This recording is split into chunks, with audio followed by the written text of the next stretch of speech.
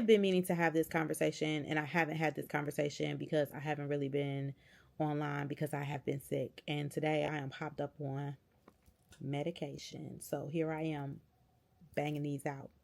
What your girl Glorilla is dealing with, and what I think I haven't heard the conversation talking about is, and maybe it's not because we don't want to talk about it in front of company, but the black tax. Let's talk about what the black tax is, how it works, and how it happens. I don't know historical information about where the black tax, the term comes from, or where the term started, but the black tax is very prevalent in black families. If you are the person who has made a name for yourself or had any sort of financial success, even a modicum of financial success, meaning you are just not living, paycheck to paycheck, but even when you are living paycheck to paycheck, you are living paycheck to paycheck because the tax on you from your family, your friends, your relatives, the expectations of how you're supposed to help your family out of poverty or pay bills or take on significant amounts of other people's drama, trauma, and troubles is something not prevalently talked about. So I completely understand how Glorilla is like, look, I dug out from underneath this trap and I just am able to keep my head above water. And if I want to continue to do so, here's what I cannot do. And to talk about the black tax a little bit more, um, Melissa, gosh, what is her name? It's gonna come to me, and I'll put it on the screen. But she talks about it from Ariel Investments, and she's married to George Lucas.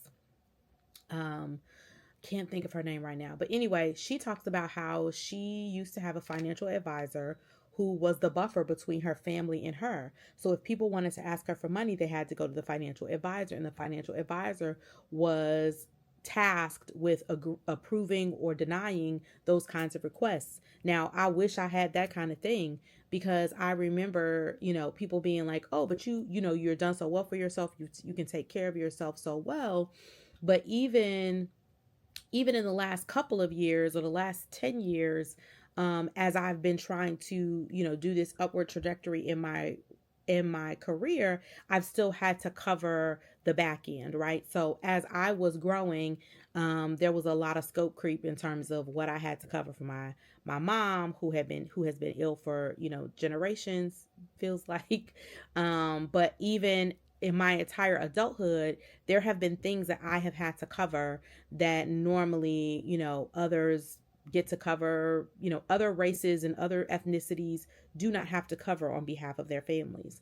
And so what I think is the problem is we're not able to get ahead as as a as a race or as a culture simply because there's an expectation on us to be able to pay our families, take us out the hood. When you think about these athletes who are going to college or these athletes who are professional athletes and them getting these $1 million,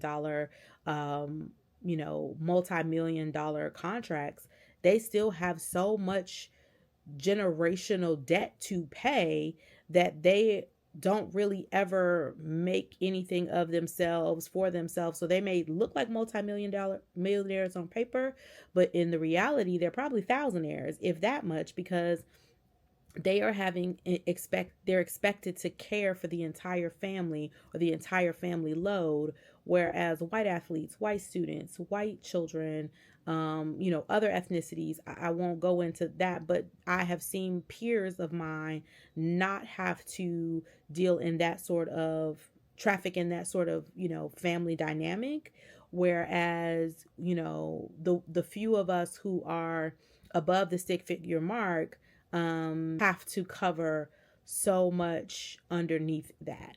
So, more about that conversation, I'm sure, in the years to come, but just some thoughts to think about before we all pile onto her. But I think that no one's ever named it in the last couple of weeks that I've heard this story going around. Is no one said, hey, you know what, Glorilla, she doesn't actually owe that black tax. So, I hope that helps.